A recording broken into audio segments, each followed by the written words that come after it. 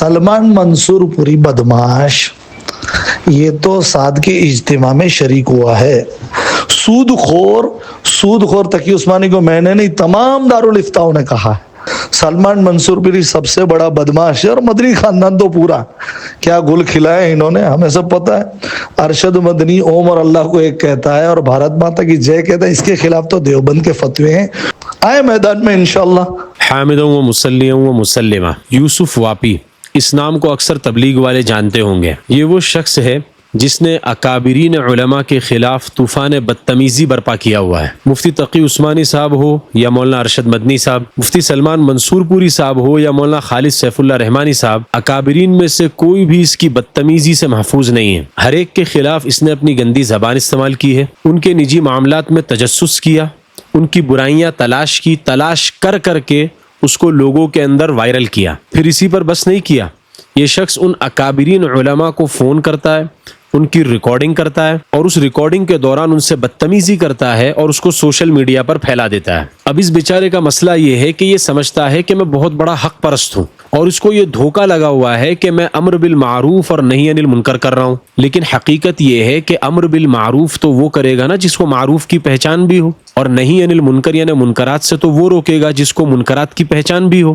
لیکن یہ منصب یعنی امر بالمعروف اور نہی عن المنکر کا یہ منصب جب جاہلوں کے سپرد ہوگا, اور جاہل لوگ جب اس منصب کا اپنے آپ کو اہل سمجھنے لگیں گے, تو اسی طرح کا فتنہ اور فساد امت کے اندر برپا کریں گے. معروفات کو منکرات سمجھ کر لوگوں کو معروفات سے روکیں گے, اور منکرات کو معروفات سمجھ کر لوگوں کو منکرات کا حکم کریں گے. اسی لیے مولانا اشرف علی تھانوی رحمۃ اللہ علیہ کو ہمیشہ یہ اندیشہ تھا اور یہ کھٹکا ان کو لگا رہتا تھا کہ یہ لوگ بغیر علم کے امر بالمعروف اور نہی عن المنکر کا کام کیسے انجام دیں گے. اور قلندر ہرچ گوید دیدہ گوید, آج جو ہم تبلیغی جماعت کا حال دیکھ رہے ہیں نا, حضرت تھانوی کا یہ اندیشہ بالکل درست ظاہر ہوا ہے. حضرت مولانا اشرف علی تھانوی بیان القرآن میں ولتکم منکم امۃ یدعون الی الخیر کی آیت کے تحت لکھتے ہیں, آج کل جو اکثر جاہل یا جاہلوں جیسے لوگ واعظ کہتے ہیں اور بے دھڑک بغیر تحقیق کے روایات اور احکام بیان کرتے پھرتے ہیں, وہ سخت گنہگار ہوتے ہیں, اور سننے والوں کو بھی ایسے لوگوں کا واعظ سننا جائز نہیں ہے. یعنی جو جاہل ہے اس کا واعظ سننا جائز نہیں ہے. آپ ذرا اندازہ لگائیے کہ مفتی تقی عثمانی صاحب جیسی شخصیت جس نے فقہ البیوع جیسا شاہکار اس امت کو دیا, یہ یوسف واپی جو عالم بھی نہیں ہے, یہ مفتی تقی صاحب کو کہتا ہے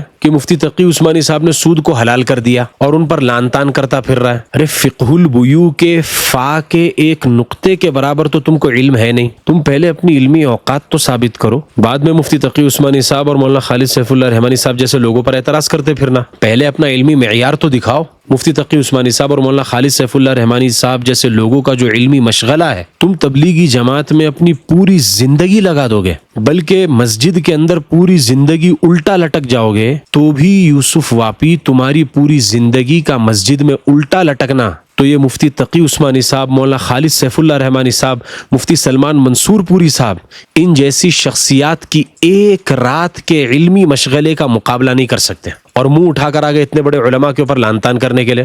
شرم تم کو مگر نہیں آتی؟ شورا کے اندر جو بڑے اکابرین ہیں ان سے میں درخواست کرتا ہوں کہ آپ لوگ یوسف واپی جیسے لوگوں کے اوپر لگام لگائیں. یہ آپ ہی کی کاٹی ہوئی فصل ہے. آپ لوگوں کا یوسف واپی کو نہ ٹوکنا یہ اس بات کی علامت ہے کہ آپ اس کے کام سے راضی ہیں. اب اس کی ایک مثال سنو جس کو فقط یہ نہیں اکثر تبلیغی جماعت والے بیان کرتے ہیں, اور عام طور پر یوسف واپی جیسے لوگ سمجھتے ہیں کہ مولانا سعد صاحب کا جو گروپ ہے وہ تو بدعتی ہے اور ہم لوگوں میں بدعت ذرا بھی نہیں ہے. اب ان کی اس مثال کو سنو, ان کی اس مثال سے ہم کھول کر نکالیں گے, ان کی جب مثال کو ہم ڈیکنسٹرکٹ کریں گے نا, تب ہم آپ کو بتائیں گے کہ یہ بھی بدعتی ہے. اس مثال سے مقصود علماء کی توہین اور یہ میسج دینا ہوتا ہے کہ علماء کام نہیں کرتے. پہلے اس شخص کی جاہلانہ مثال سن لیجئے, اس کے بعد پھر ہمارا انشاءاللہ عالمانہ جواب بھی سنیے. ایک قصہ ہے جو آپ کو سنا دوں, بات ختم ہو جائے گی, سارے ڈاؤٹ دور ہو جائیں گے. ایک باپ تھا بیچارہ, تڑپ رہا تھا پیاس کے مارے, بہت زیادہ بیمار تھا, بہت تڑپ رہا تھا, پانی پانی پانی چلا رہا تھا. بڑا بیٹا صحت مند تندرست بیٹھا ہوا تھا پاس میں, کوئی توجہ نہیں دے رہا تھا. چھوٹا بچہ, ایک دم چھوٹا سا بچہ دیکھ رہا ہے کہ ابا تڑپ رہے ہیں, ابا کی بات بھی نہیں سمجھ پا رہا تھا کہ ابا کیا کہہ رہے ہیں. پھر پانی پانی جب اس کو سنائی دیا تو وہ گیا, اور پرانے زمانے میں تو گھڑے بہت اونچائی پہ رکھے جاتے تھے, وہاں پہ بیچارہ مشکل سے چڑھا, پانی کا گلاس بڑا اور بھر کے جب آ رہا تھا نیچے اتر رہا تھا تو گھڑا بھی ٹوٹ گیا, ہاتھ سے گلاس بھی گر گیا. وہ بڑا بھائی چھوٹے بھائی کو ڈانٹنے لگا کہ کم وقت پتہ نہیں چلتا ہے، مٹکا گرا دیا، گھڑا گرا دا، تجھے پانی بھی بھرتے نہیں آتا۔ اب سچ بتائیے مفتی صاحب، بیمار باپ جو پانی کے لیے تڑپ رہا تھا، اس کو پانی پلانے کی ذمہ داری کس کی تھی؟ اور بڑا بیٹا کس کو ڈانٹے گا؟ باپ اصل میں کس کو ڈانٹے گا؟ اللہ کرے بات سمجھ میں آ جائے مفتی صاحب۔ مفتی صاحب حق کو حق بولیے، حق کو۔ یہ چھوٹے موٹے تبلیغ والوں کی غلطیاں کیا نکال رہے ہیں؟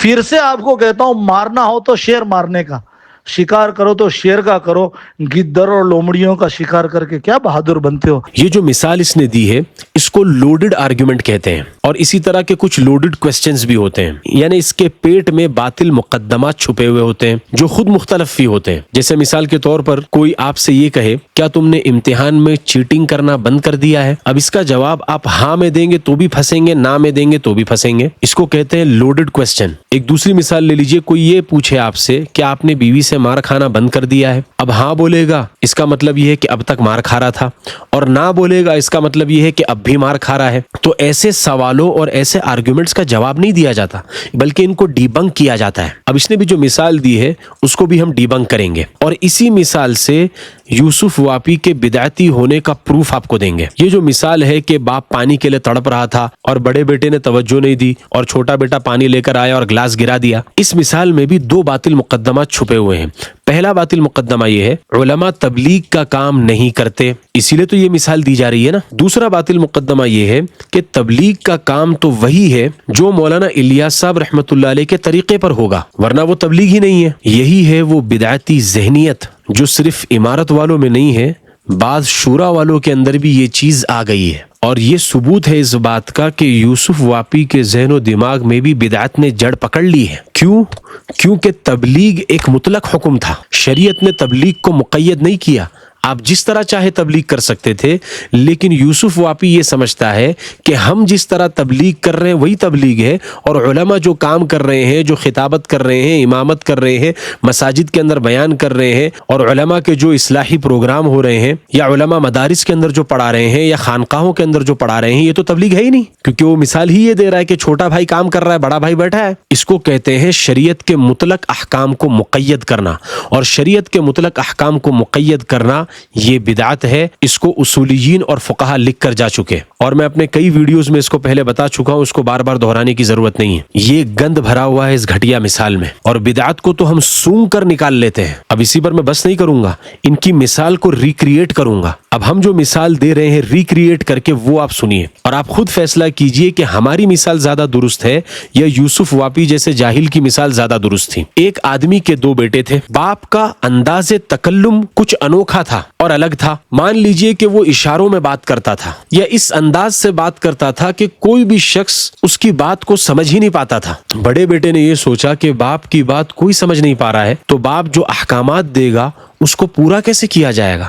تو بڑے بیٹے نے قربانی دی اور اپنی زندگی کے 10 قیمتی سال صرف اس چیز کو سیکھنے میں لگا دیے کہ باپ کہنا کیا چاہ رہا ہے، باپ کی مراد کیا ہے، تاکہ میں باپ کے حکم کی بجاوری کر سکوں۔ بڑے بیٹے نے 10 سال اپنی زندگی کے اسی میں کھپا دیے۔ اس دوران چھوٹا بیٹا اپنی زندگی میں اپنے کام کاج کاروبار کے اندر لگا رہا اور اپنی دنیا کماتا رہا، اور خوب اس نے اپنی دنیا کمائی۔ پھر وہ دن بھی آیا کہ دونوں بھائی بیٹھے ہوئے تھے اور باپ نے کچھ کہنا چاہا۔ اب چھوٹے بھائی کا فرض تو یہ تھا کہ پہلے وہ جا کر بڑے بھائی سے پوچھتا کہ بھائی جان، آپ نے اپنی زندگی کے 10 قیمتی سال صرف اسی چیز کو سیکھنے میں لگا دیے ہیں کہ ابا جان کی مراد کیا ہے، کیا آپ مجھے بتا سکتے ہیں کہ ابا جان کیا کہنا چاہ رہے ہیں؟ اصل کام تو چھوٹے کو یہ کرنا چاہیے تھا، لیکن چھوٹے نے کیا کیا؟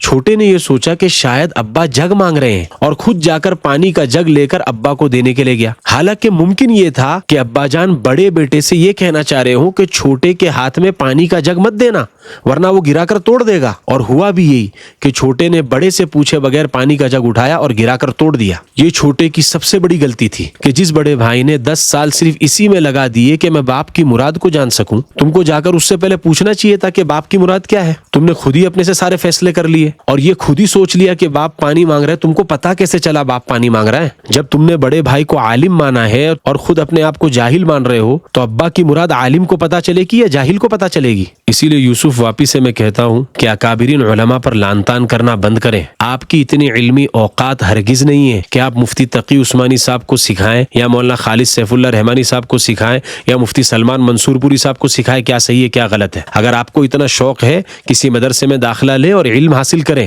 اور علم حاصل کرنے کے بعد اصول کی کتابیں پڑھیں, اس کے بعد پھر آپ کی بات سنی جائے گی. اور اگر علم حاصل کرنا بھاری پڑتا ہے, 9 سال مدرسے میں گزارنا بھاری پڑتا ہے, تو اپنی جہالت اپنی جیب میں رکھیے. ھذا وصلی اللہ علیہ وسلم.